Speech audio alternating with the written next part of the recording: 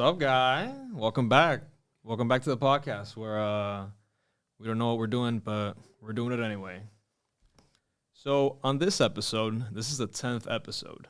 I made it 10 fucking episodes, guys. All right. That's what I'm talking about, man. I haven't even introduced you yet. What are you doing? So this episode, I wanted to touch a bit around some liberal views and local politics, kind of like what I did with Linda's episode, but presenting the other side of the aisle, right? Because that's how you have an informed discussion, right? You hear both sides and you hear each other out with the intent of understanding one another. Because if you're hearing somebody without the intent of understanding, then you're not really doing much, right? You're just running in fucking circles. So if you didn't watch episode 8, Linda Catalina, she expressed some conservative views, right?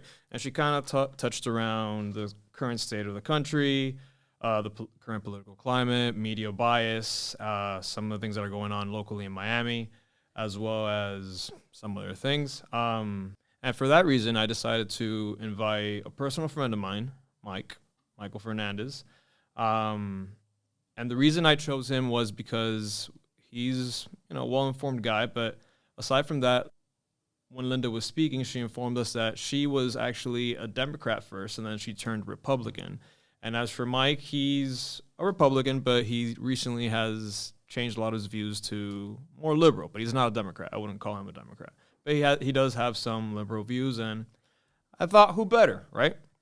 Michael Fernandez. Thank you. More than happy to be on the show. I'm actually honored. I love what you do. I love the stuff you're working on, and it seems to be getting attention. So I love the fact that I'm being able to support that and kind of express some ideas that I think people need to hear nowadays. Thank you, bro, and thank you for thinking this is that type of show that you would have to, get dressed up for. I try, but not that hard. But I'm not honored, too much, man. I'm honored. So, Michael Fernandez. Mike works in finance and technology, right? He's a personal speaker who hosted several workshops for the local creator community over the years, and he's dabbled in some freelance writing as well. Michael has also started and supported a few local Miami organizations for aspiring young people trying to do interesting things around the city. His two favorite organizations that he's been a part of are Wynwood Toastmasters and Accent Club Miami. Did I say it right? Accent Club Miami. Can you tell us a little bit more about those organizations? What do they do? So Wynwood Toastmasters is a club I started with a few people where it's a national organization where we essentially practice public speaking.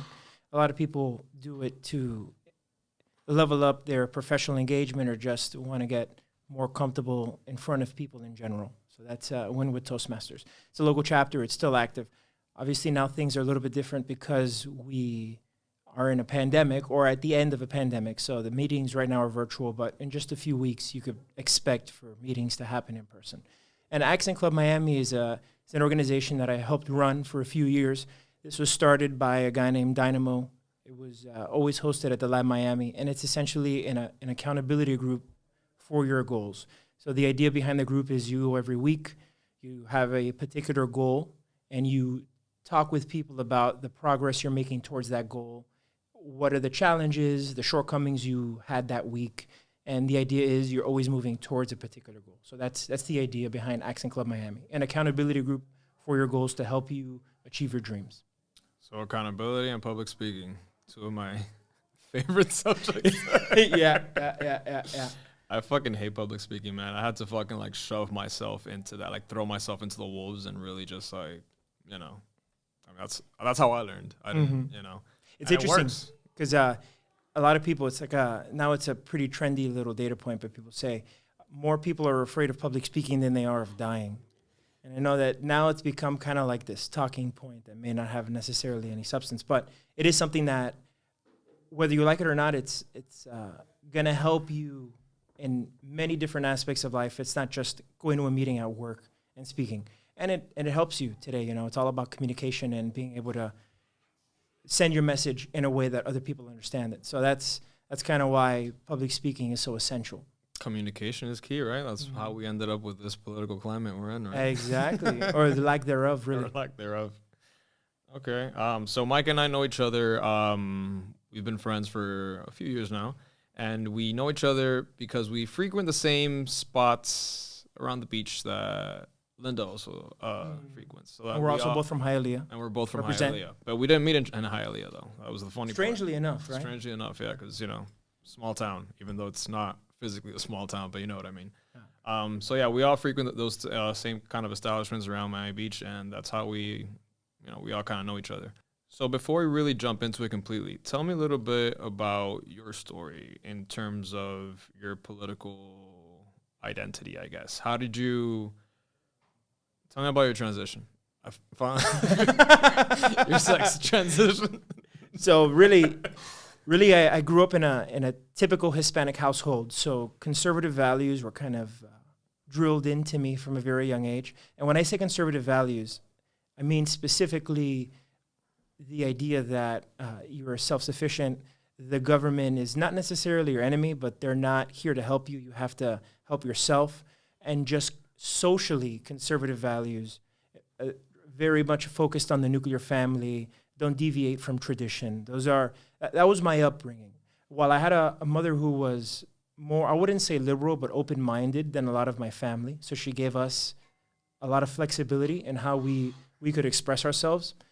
When I, at a very young age, was a very avid reader, I was very interested in politics, but not politics in the kind of horse race type politics that we see today, but I was very much into international relations and reading about different cultures and what are the political doctrines, because it was very much rooted in my religious upbringing. And I think that's an important story, especially when you consider the paradigm of politics today amongst different Americans. So my religious upbringing, my Hispanic family, specifically Cuban, I grew up in a very conservative mindset. And what started happening was when I was in college, I was exposed to a lot more of the world. I was exposed to books that I wouldn't typically go out to look for.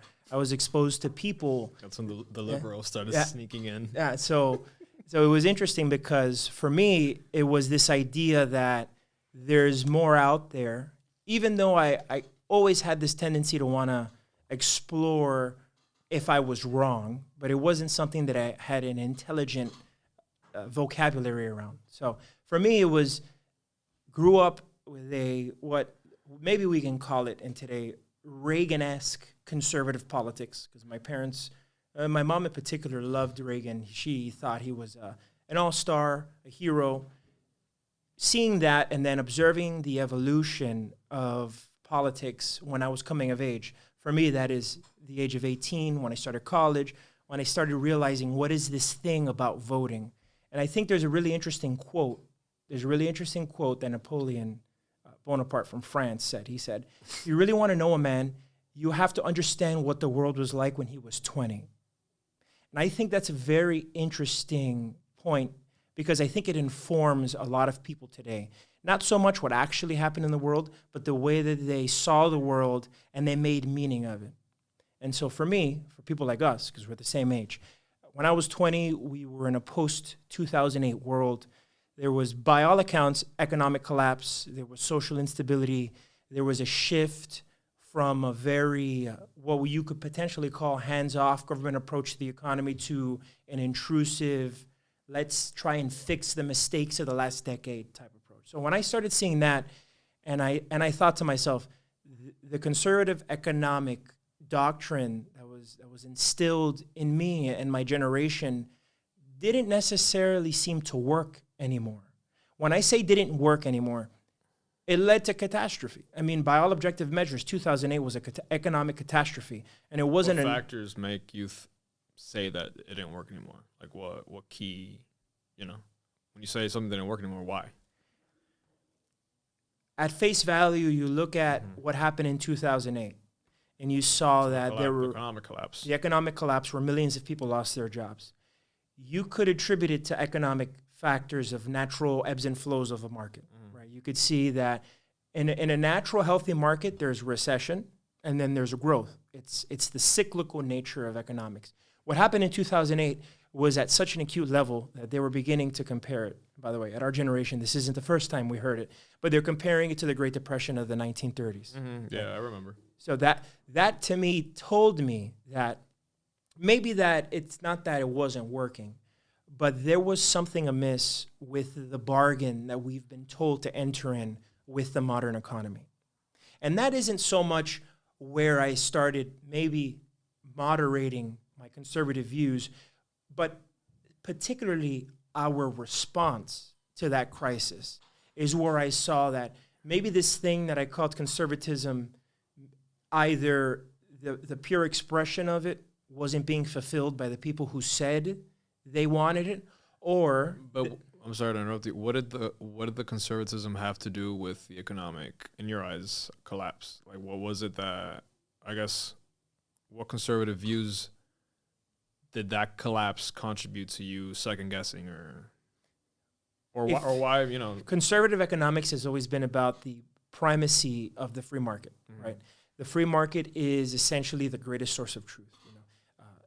An inquiry into the wealth of nations was the so bailing out the banks and all that. So that was like the tension that existed, where when you're in politics, you're accountable to people who always demand an active participation in crisis, right? Like it's very difficult to be a politician, an elected office, a public official, and do nothing when there's a lot of hardship, right? Right. So you are demanded to do something. It's a really tough pill to swallow, to tell people, hey, we actually should do nothing about this economic collapse. We should let regular market forces adapt to the circumstances. And yeah, a lot of people are going to lose, but we're going to come out stronger at the end. I would have expected, as a conservative, that the overreaching conservative voice to address this would be, you know what, banks failed, let them fail. Let's bail out people. If at all, right? Let's let banks fail, and stronger banks are going to come, put things together, and pick up the pieces and adapt and grow stronger. And that's not what happened. We bailed out banks, which there's a long lineage of the relationship between the banking system in this country and the mainstream establishment, which that's for a whole other conversation. Yeah. But for me, observing the interplay with that and observing what I saw for the first time as an adult, the two-faced politics on both sides, made me think, you know what, maybe this idea of the conservative approach wasn't appropriate for the modern era. Not that it was invalid, but that the unique challenges that are facing my generation and the problems we're inheriting from my parents and so on, we can't neatly associate this construction of conservative versus liberal, conservative being the approach, liberal being the bad guy, or vice versa. Like, I don't think, based on how I interpreted the world at that time, it was so neat to say, I'm a conservative and I think this, and if you're a liberal, you think that, and those are the lines by which we move forward on. That's when the shift started to happen for me. More so when, in 2008, when Obama took office. And for me, it was a key moment. And I acknowledge that this is a very subjective, circumstantial event in my own life that I can't say what meant the same thing to other people or is the same thing to all people. But I remember sitting on the TV, watching all this interesting dialogue and activity happen, and I saw that some very key Republicans in the Senate said that they were going to do everything in their power to make sure that Obama and his agenda was not to be fulfilled. They essentially said, we're going to do everything in our power to make sure that nothing that this president wants gets done. Now, before anybody makes a comment, and some reasonable friends have said the same thing, everybody does it, right? And it's true. Today, everybody does it. Everybody's trying to throw a wrench in anything you could do if you're not part of the same team. That's the tribalism of the day. But for me, that was the first significant moment in the history of a crisis in this country that I saw that there were people who maybe they felt differently, but the way that they expressed themselves in that moment, they said, I'm going to do everything in my power to make sure this guy and his plan doesn't work because I want my plan to work. Yeah, that's the nature of all politics and the two-party system. And I think that speaks to the nature of tribalism in our society today. That is the current expression of this thing, this esoteric comment that a lot of people say, but I think if we dive deep into it, it would be an interesting conversation to have as people. Tribalism that was the roots of tribalism in its most toxic form, because by no means was this new. Tribalism has existed from the very founding of this country. The Hamiltonians versus the Jeffersonians was the first official political expression of this tribalism in this country.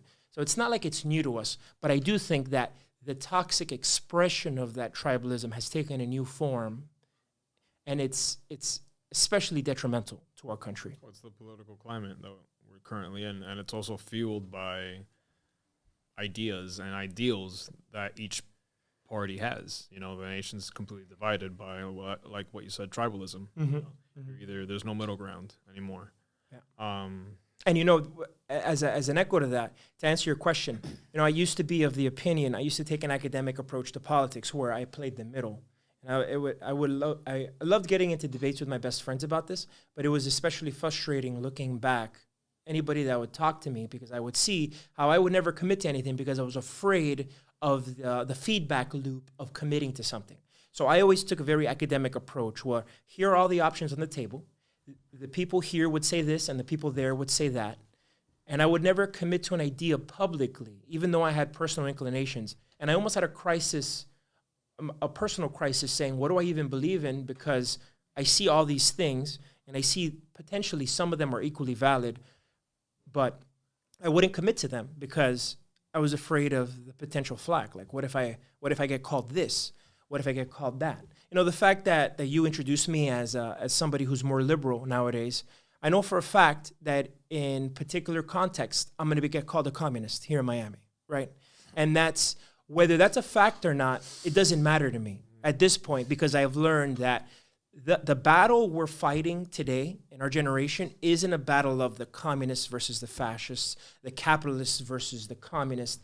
It's not about that anymore, because, and just to clarify, I am not a communist by any measure of the word.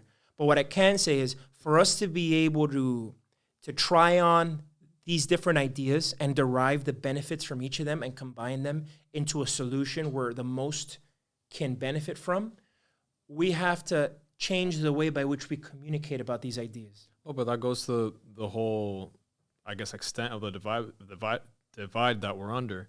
If you're on the left, then you're a communist. If you're on the right, then you get called a fascist. Fascists are like a racist. So right? There's no like in between. You're either a fascist or you're a communist, and then that's it. Like there's no nuances anymore.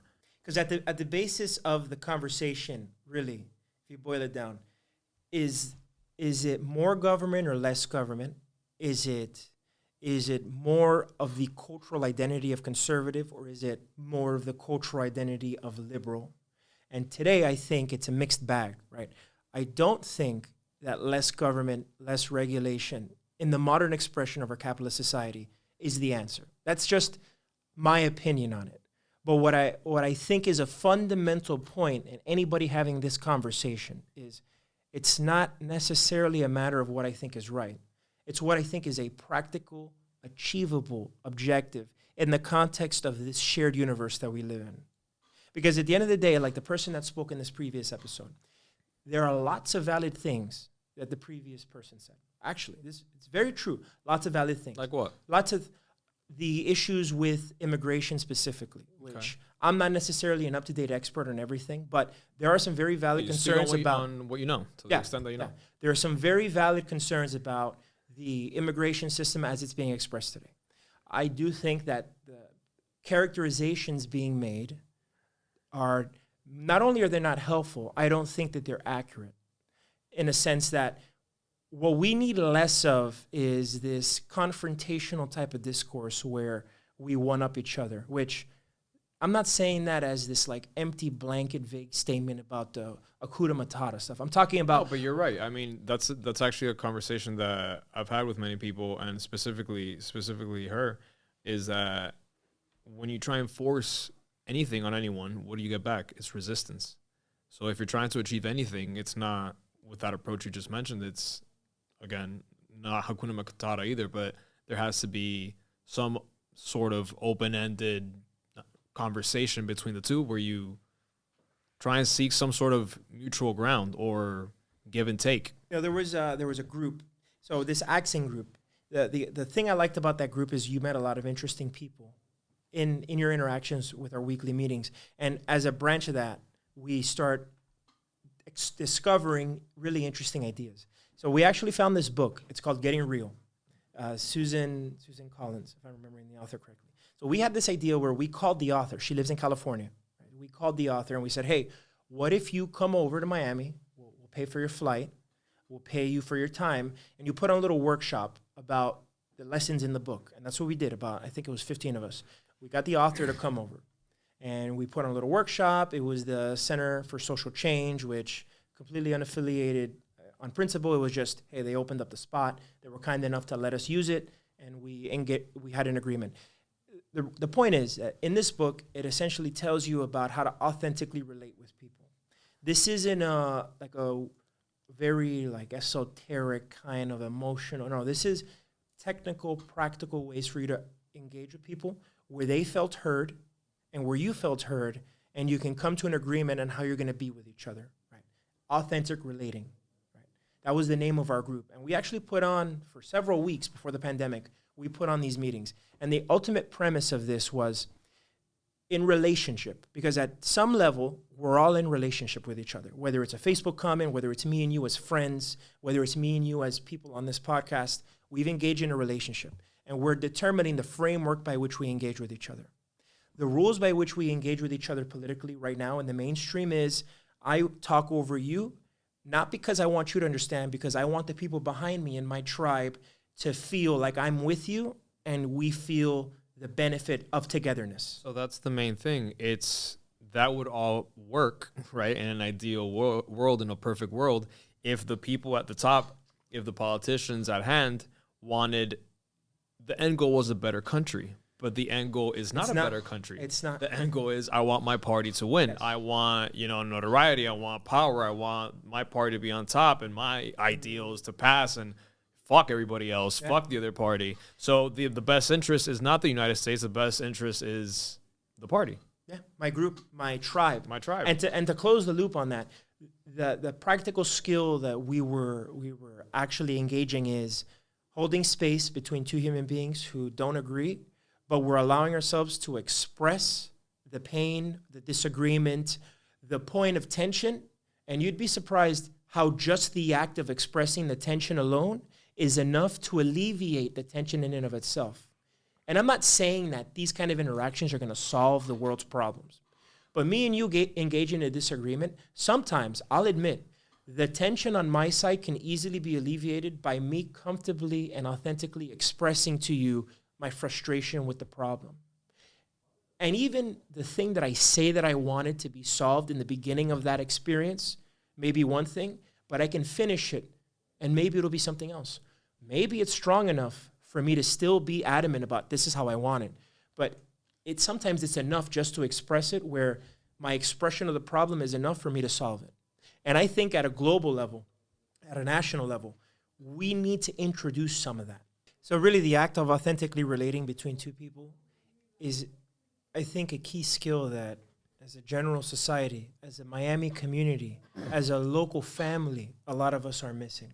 And I think that act alone isn't going to solve our political problems, but it's going to contribute to the goodwill that we need for us to be able to actually make something happen with the problems that we have in society right now. It's starting to sound like a political campaign, Mike.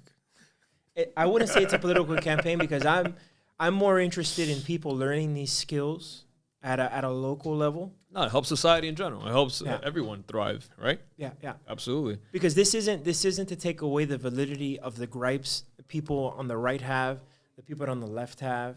Because at the end of the day, I will admit, where I was hardcore right in the beginning, I would call myself center, and I'm venturing to say center left because of the problems, society. I'm not even talking about my family right now, but society. What ideals in the center left do you think are needed at this moment in time to today's society or culture or whatever that made you shift? The economic issues before us present the greatest economic disparity that has been expressed in the American experiment. And how would liberal ideals fix that? I think it's a bigger issue than I would say blanket. It's a liberal approach to fixing the problem. I do think, though, that government is going to have to be involved because too many times people on the right side of the aisle, my friends, my colleagues, my even intimate partners in the past who if I've related with, they think that the government is something that only creates more problems. And while elements of that exist, I worked in the Department of Defense for about almost 7 years. And I can tell you the inherent problems with the way bureaucracies work. But if we're going to pretend that the private sector is going to solve the problems we have ahead of us, I think that at a surface level, they're being disingenuous. If you go deeper, I think that they're just flat out wrong. Because what we need is a systemic reshifting of the haves and the have-nots. And I'm not talking about this thing that Cubans, my own family, are so fearful of. No, this isn't, when you hear that, it's not a socialist or communist buzzword. We're talking about a practical approach to potentially redistributing opportunity to people who right now feel disenfranchised, because these are the people that are at the extremes of both the right and the left. This problem isn't unique to people who say that they want to push communism. This problem is how you had the Trumpian type of economics evolve into the modern Republican Party. That's why the modern Republican Party has now become this populist-oriented demagoguery that you see today. The same with the other extreme, with the AOCs and the Bernie Sanders, where their intent might be noble, but the expression of that has been demonstrably shown to be something that's ineffective for humanity, whether it be the Soviet Union or other tyrannical regimes. So this whole thing about the big premise here is we need to get past this idea of I present an idea, and if it deviates even slightly from what you think, I'm a communist. Or somebody else who is if you're on the left, right, and you look at somebody and they talk to you about, hey, there's a few problems with the thing you're presenting, oh, you're a fascist. Yeah, we need to get away from that. And the extremism. Yeah, extremism in general is a toxic, pervasive force, which at this point, I can't even pretend to say if we're not careful, it's going to arrive. No. Extremism is now the mainstream. Oh, yeah, it's been here. It is now the mainstream. And and unfortunately, I'm going to say it, we have, and it's not even the mainstream at the 10,000-foot view at the news stations you see. It's even at the local level. And I think this is a toxic force that's reinforced by things like the media and people around us. And I'm going to use an example, not to snipe, but I think the person who was in the episode before me is a perfect example of well-intentioned people becoming weapons of the extreme, that all they do is create more division and more toxic division, because division at a certain level can be good because it allows us to delineate who we want to be and who we don't want to be. But today's version of division is toxic.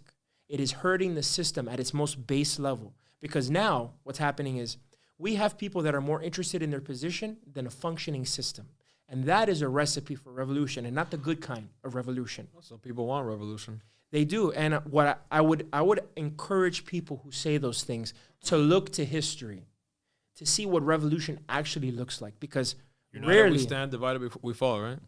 Rarely does revolution look the way you want it to look. Rarely is it as beautiful and poetic as the people who write about it make it out to be. And finally, rarely is revolution ultimately going to give you the things you want. All you need to do is look at the French experiment, where it ended in a Napoleonic empire.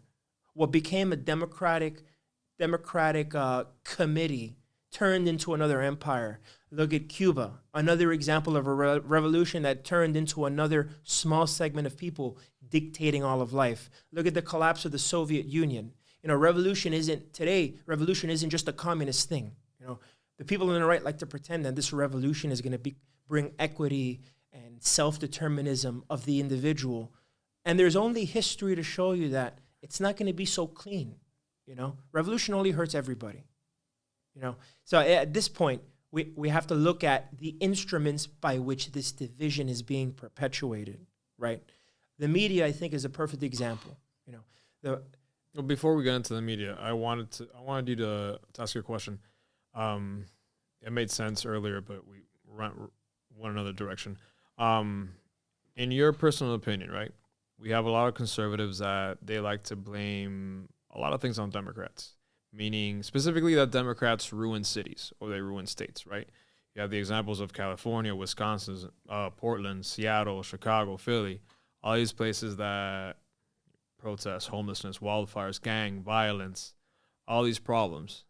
And they state that when Democrats are in power, this is what you get. So this is why conservatives don't want the country run by Democrats. What are your thoughts on that? I think it's a little bit more complicated than just saying this is a liberal problem versus a conservative problem. Because if you look at the numbers, and this has been substantiated by plenty of people in the mainstream, and you can look it up, and I may be off in certain elements of what I'm saying, but the spirit of what I'm saying is absolutely true. This conversation about more violence in blue cities versus red cities is not so straightforward. Now, are there very mainstream blue city flashpoints that are synonymous with unrest? Absolutely. You look at Portland, you look at Detroit, you look at New York, you look at other liberal cities that have now become these flashpoints for unrest. Those are true. But a coinciding truth can be that this same level of unrest, number one, the vast majority of it is evenly distributed across the country. But let's talk about other factors that don't necessarily make this a very like a binary 1-0 blue versus red. The Biden administration in the last election, the counties that they won represent around, I think it was 80% of the U.S. GDP, right? So I would assume that there are also Republicans living in those cities. But the economic force that makes this country what it is primarily in urban construction. Urban cities tend to be liberal.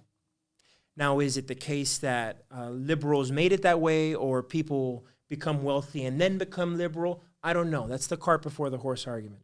But I would say that the problems inherent with urban centers in this country, because of the nuance of the people who live there, because of the economic activity happening in those cities, if you're going to say, right, if you're going to make the argument that cities are on fire and it's because of liberals, then you're going to also admit that the economic engine of this country is liberal, right? And I don't think Republicans are going to make that case. In what way? Right? Well, because if cities are on fire and cities are all liberal, but the economic engine, more than 80% of our GDP is liberal, then the liberals are the ones that make... You could argue that, like we had a discussion off screen, that most corporations, right? They're the main feed into the economy, not mom and pops. Mom and pops usually, conservative, corporations, liberal. Well, then that would assume that corporations also have an even split of predominantly liberal and minority Republican, which is not the case. In fact, most liberal executive boards happen to be conservative. Why? Because conservative ideals tend to be in line. Like, let me tell you something right now. If Bernie Sanders right now gets on the Senate floor and says, I want a tax hike on capital gains, or like what Biden's presenting right now, I want to hike capital gains, who are going to be the people that are going to be most adamant against those kind of ideas? They're going to be executives. They're going to be high-income earners. Those people also tend to be sitting on the board of directors of the Fortune 500. They tend to be high-income CEOs, executives, high shareholders. These people are not typically liberal. They're just not. They don't vote liberal. It's not as simple as saying, because this is a pretty it's an idea that's being spread, right? Corporations now tend to skew liberal. No, corporations are playing an act to skew liberal, to appease to the customer base. But the decision makers in those corporations are not supporting Bernie Sanders. You can't take Warren Buffett as the example of the typical billionaire in this country. Right. So the idea that it's cities are on fire because of liberals, I think is only half of the picture. It may be the case that right now there are liberal mayors, liberal governors in what the media call the problem spots. But the issues that bring them about aren't as straightforward as it's liberal decision making. The problems that exist in California are very much self-inflicted because of decisions made by California's bureaucratic leadership. It is no question that California is a blue left-leaning state. The problems in Florida are very different. A lot of the same problems happen in California, but they have very different problems. It's not on fire perceivably. Florida's majority, Florida's majorly a red state. It's just It's a red state. The big blue. It's a cities, red state but- right now, but there's a reason why it's called the swing state. You know, Right. so it's not run by only Republicans. There are very key liberal decision makers in this state, right? So that the governor is Republican does not define us as a red state But per isn't it se. by capita, aren't we a red state? It's just blue cities.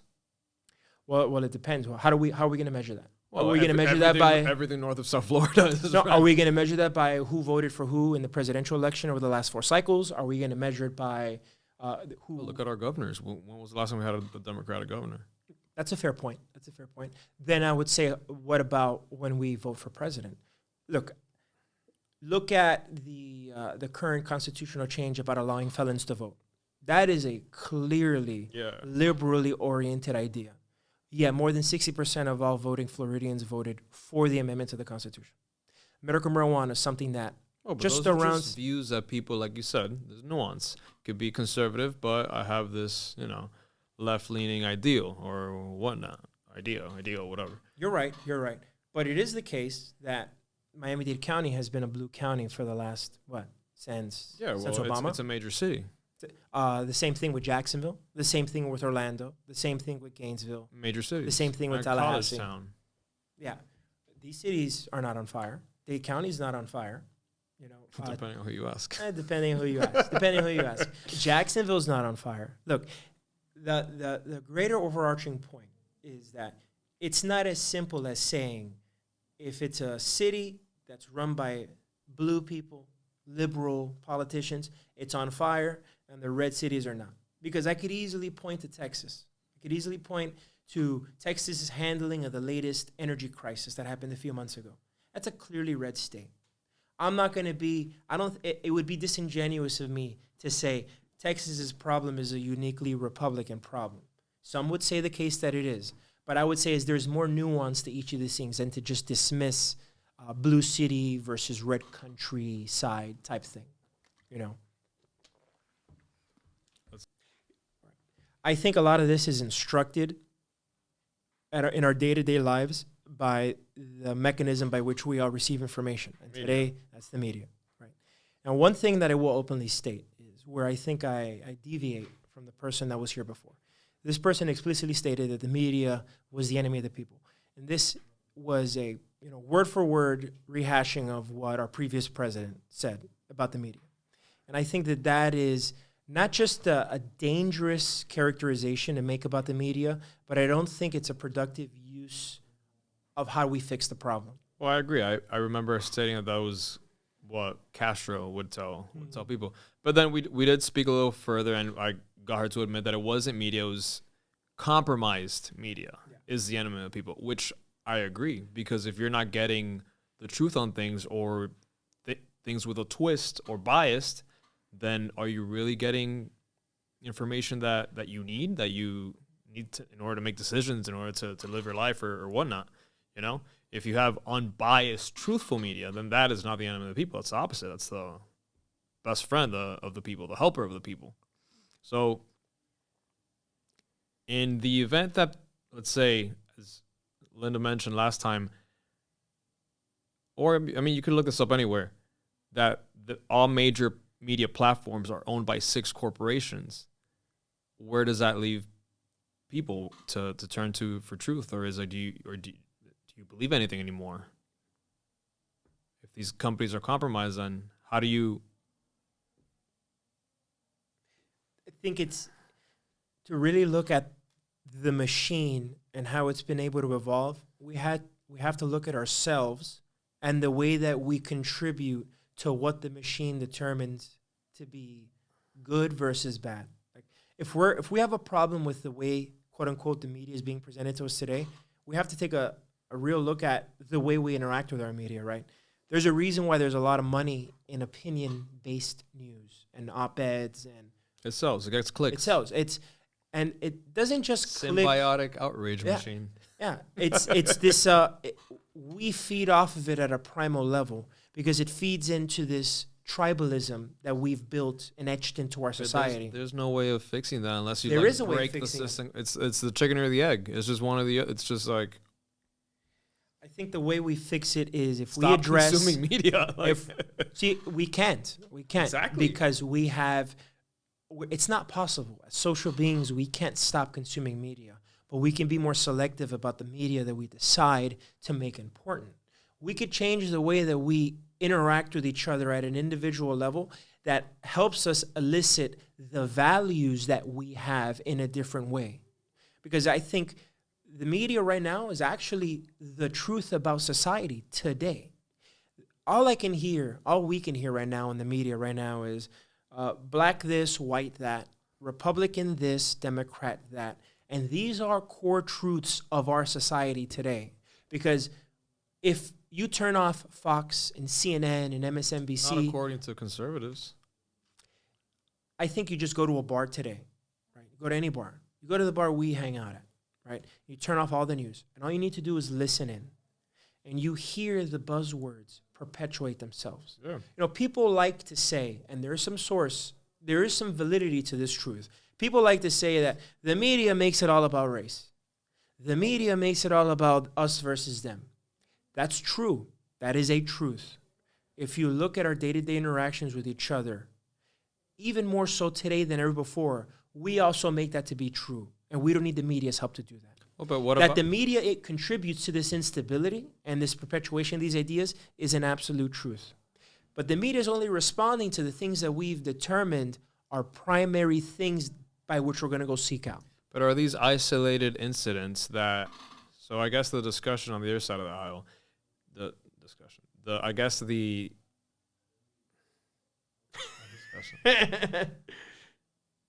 argument. I guess the argument on the other side of the aisle is that these aren't really, that the media is just spotlighting kind of isolated instances, right? That this isn't actually, America isn't as racist as the media claims to be. That black on black violence is actually the problem, and it's not white on black or whatever.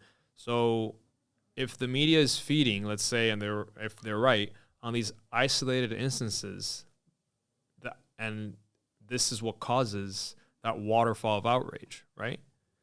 If they were to, I guess, portray the statistical black on black crime, right, then it wouldn't be as such. There wouldn't be as much outrage because it's not a matter of race anymore. There's a part of that that's absolutely true, but I think that right now, today, even if the media started presenting information like that, we wouldn't have it. We wouldn't want it. We wouldn't want to deal with it because it doesn't feed to our primal impulses about the tribe that I'm affiliated with. Look, I think there's a few key events in the last year that instruct why it's not just the media is the problem, it's the people who are the problem. Because there are certain circles that think things like the election was totally fraudulent. There are certain circles that believe that the George Floyd case was a mistrial because the cop became guilty. And I can guarantee you that the people who believe either side of that discussion are clearly delineated on party lines. Okay? I agree. So it's not even a matter of what's true and what's not. It's what I want to be true and what I want to go seek out. Look, it's not an accident that a majority of airtime that Fox News and CNN do today, like the programming they commit to, is opinion-based programming. There is no more concept of a news desk. It's all Tucker Carlson, Ben Shapiro, Anderson Cooper, David Pakman, all these things. Because we feed it, we want it, we seek it out. So until we, as people, change the thing by which we seek out, these things are not going to be addressed. And if we're going to pretend that the conservative approach about letting all things, which is self-serving at its most base level, censorship, letting all things happen, no, that's not the answer. It's a thoughtful, objective approach to things that we determine to be of value to our society are presented in such a way that we can begin to talk about it. Now, I am biased. I think that the potentially center-left approach to these problems and the discussion centered around that is the way to fix it. But I am also open to the idea that partners on both sides of the aisle, particularly the right, center right, The extreme right, the extreme left, I think are only destructive forces in our society. And history is all you need to look for to see why it is destructive. But these are the forces that we need to encourage to have an objective dialogue. And our media today is pushing the extremes, the isolated incidents, because outrage equals clicks, equals donations. And people are doing the donating and the clicking that feed into that system. So it starts with us as people. It ends with institutions perpetuating what the people as a collective decide that they want. And then we have to decide that we're more interested in the system and not our tribe. We're interested in making the system better and not our tribe. So it all goes back to money. Money. It all goes back to money. Would you call yourself a capitalist?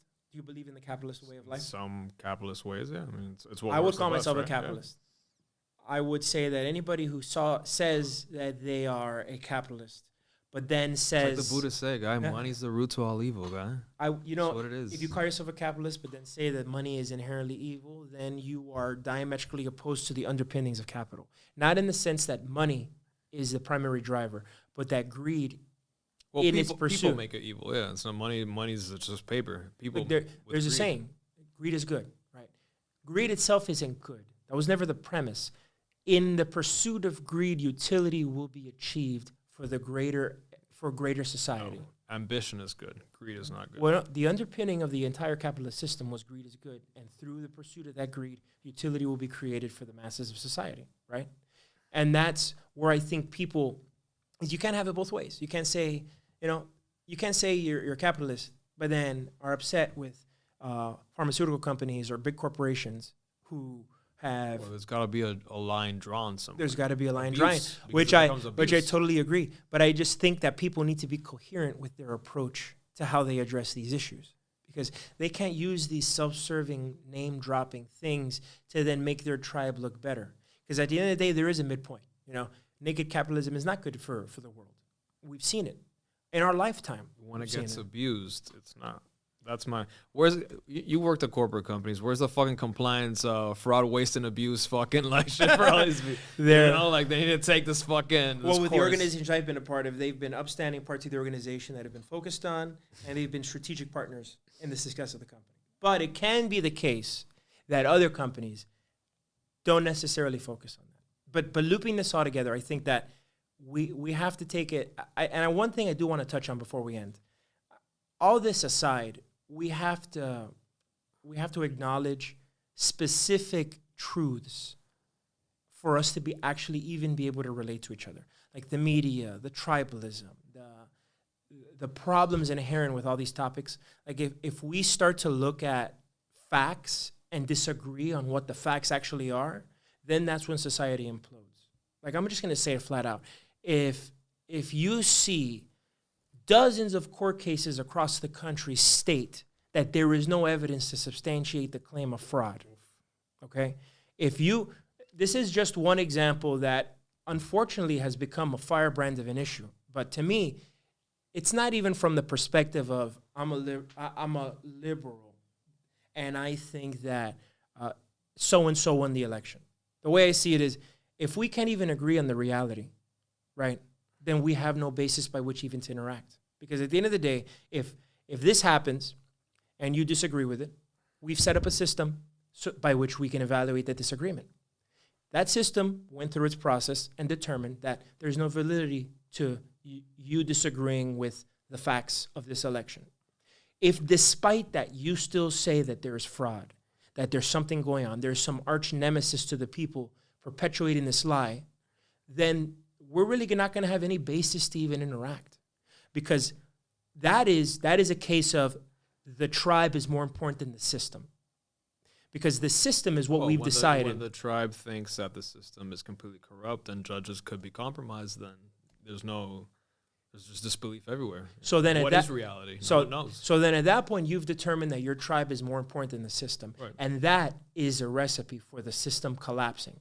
And I think that those elements of society either need to understand that where you're taking us is the Titanic in the middle of the ocean, or we're going to have to realize that as a mainstream, we're going to have to train people in such a way, we're going to have to perpetuate values that show that is not congruent for what we want as a society.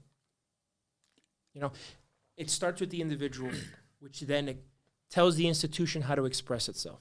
You know, and we have to agree, should express itself, and we have to agree that this is the way it's going to be. This is the way we're going to be with each other. And if the way I'm going to be with my group is more important than the way you're going to be with all of us together, then it's a recipe for collapse. And if we don't address that, we're in for some serious problems as a society. Well, we're about to find out. Yeah. Mike, thank you for coming on today. It was my pleasure. I had Lots a great of hot time. takes. Yeah.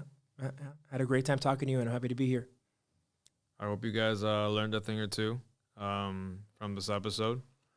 And if not, then this is the best as I can do. So I hope you enjoyed it. Remember, guys, please like, subscribe, and share. Mike's right here. Like, subscribe, and share. And that's it. That's all the time I got for today. So, again, Mike, thank you for coming on. And as always, no se metan con nadie para que nadie se las meta. Peace out.